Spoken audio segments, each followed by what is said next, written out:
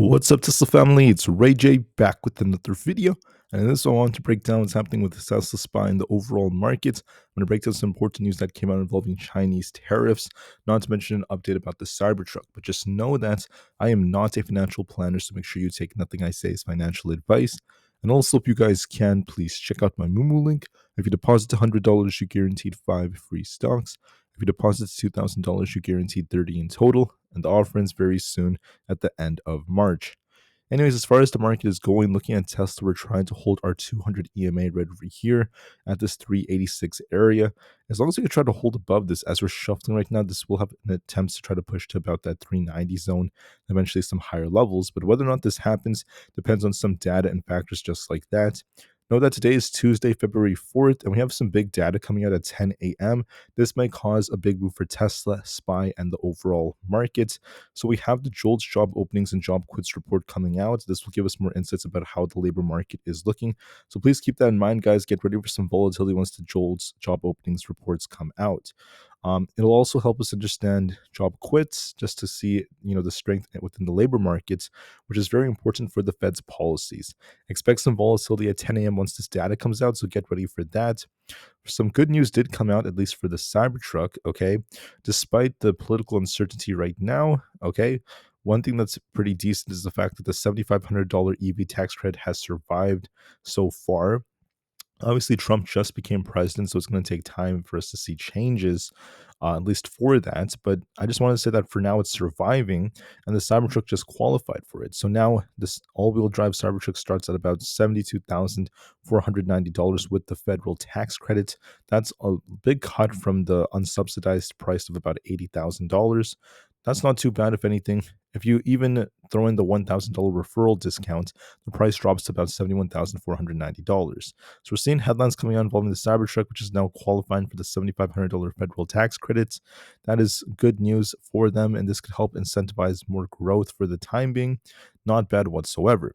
Now, there is uncertainty because we don't know when Donald Trump may take the steps to eliminate the $7,500 credits. If he will even do that, we're still waiting to see how things will go with that.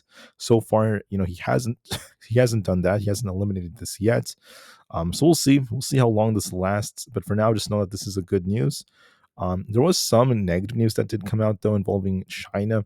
So because of the fact that the U.S. has increased tariffs to 10% on Chinese imports, you have to remember that as time goes on, China now is going to try to retaliate. And that's what's been going on for the last couple of days. So if you go down here, you guys can see Donald Trump announced 10% tariffs on China, and China made an announcement that they want to do the same thing back to the US. So they announced new measures as the Trump tariff took effect. That's including a 15% levy on US coal, LNG. And then there's also a 10% for crude oil that they want to increase. Farm equipment, small numbers of trucks will also be impacted by this, such as like their big engine sedans shipped to China from the US, and factors just like that. They also want to start anti-monopoly investigations into Alphabet's Google, and they also announced that they're going to continue to announce more of these tariffs. They're also going to be doing this to many EVs out there, EV electric trucks, and many other factors out there. So, honestly, guys, this is very important because this news is not the best for the markets. China's going to retaliate as well with their own tariffs, and this could lead to some interesting volatility. So, just keep that in mind. For other factors out there, I just want to mention that PayPal just had their earnings, and after market close today, we have AMD and Alphabet. PayPal did relatively well. They actually beat on all of their earnings. We actually saw them expect better than expected fourth quarter guidance. It's not bad. Their EPS was above expectations at $1.19. Revenues at $8.37 billion. And then for us moving forward, for the first quarter, they're also expecting an adjusted EPS of $1.15 to $1.17, which is above expectations. And then their overall revenue is above expectations as well. So for what we're expecting for Q1. So good guidance, good growth, great job, PayPal. That's pretty much it. What else do I see for the market? There's still a lot of tension involving tariffs, with China now getting involved. Besides that, don't forget that Canada and Mexico's tariffs have been delayed for the time being as they have once again changed and formed a new deal. So just keep that in mind. So what do we see for Tesla? We need to see if this could hold 386. It's just barely holding this amidst the Chinese tariffs, especially when they brought up EVs. It's a little bit more negative news. We have to see if Tesla could hold this 386 area. If we do hold this, I want to see it hold at least above 390 to start to push back up to like the mid 390s, like 395. And if we can't hold above this support, we're looking for essentially the 380 area. We have to hold this, and if we can't, this could be dumping all the way back down towards 374 or so. So watch and see if 386 holds or not, especially as we have this big gap above to fill. We're going to be watching this basically consolidate as time goes on right here. Tesla's still showing some weakness this pre-market session that it might just consolidate. And we'll have to see if we get that bounce and we can try to hold above 390 to get that move up. The Chinese news was a little bit negative, so I think we just consolidate in this range for now. Look for a small push upon open back close to like the 390 zone, then might fall back down if we can't hold above that. But for now, we're just completely flat, just shuffling for the time being. As far as SPY goes, this was trying to rebound, but I'm a little concerned this might see a little dip because of the Chinese tariffs. There's a double top leg structure here. We hit a high here. We have to see if we try to break past 600 to remain bullish. If we don't hold above 600, there might be a small push upon open. Then we could turn back down to about 595, if not the lower 590s, if we get that rejection. So please keep that in mind. The QQQ pumped very nicely to about 521. We need to hold above 521 to push to 524. If we don't hold above 521, we're looking for 516 as our support, followed by lower levels like 512. So just keep that in mind. For the IWM Russell 2000, we have kind of like a double top here. We need to try to get and hold above 226. If we can't, we could be dipping back down to about 221. So give give this some time. For ES, we're on a bit of a downtrend here. We need to see ES get back above 60.50 to really start pushing. If we don't get back above 60.50, this could turn back down to 59.80 or below. So be careful, guys. The Chinese news is not the best. For NQ, I want to see it hold above at least 21,500.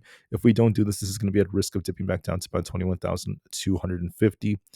For Nvda, once again, the news that came out involving China is not really helping it. So I think there's more negative news that came out. So that being said, guys, I think that Wedbush made an announcement that the tariffs are going to have an effect on Nvidia, and it's going to disrupt the chip ecosystem. So that's leading to some downside right here to this 115 area. This might dip a little bit more, so please be very, very careful. And once again, for Tesla, we got to try to at least hold 186 or 386. If we can't, this could be dipping back down to about 380, then 374. So please be careful, guys. Aapl needs to try to hold above 226. If not, it could be dumping to about 222. To be bullish, you want to get back above 230 and 233. As of right now, it's looking a little bit lackluster. Looking at coin, we're going to be looking at 277 as our target to see if that holds. AMD might be dipping a little bit closer to about 113, so we'll see how the industry is affected by these pieces of news. Bitcoin's also dipping a bit here. I would love to see Bitcoin get back to 101,000. If it can't, we're at risk of dipping to about 95,000, so just keep that in mind. For a few more factors, we have Amazon.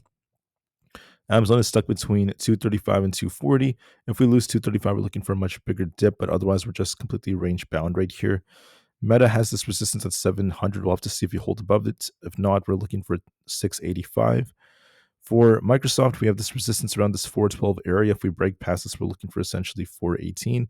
If this rejects, we could be dipping back down to about 405. And then for Google, we're flat right here. I think it's just going to consolidate until we get our earnings very soon.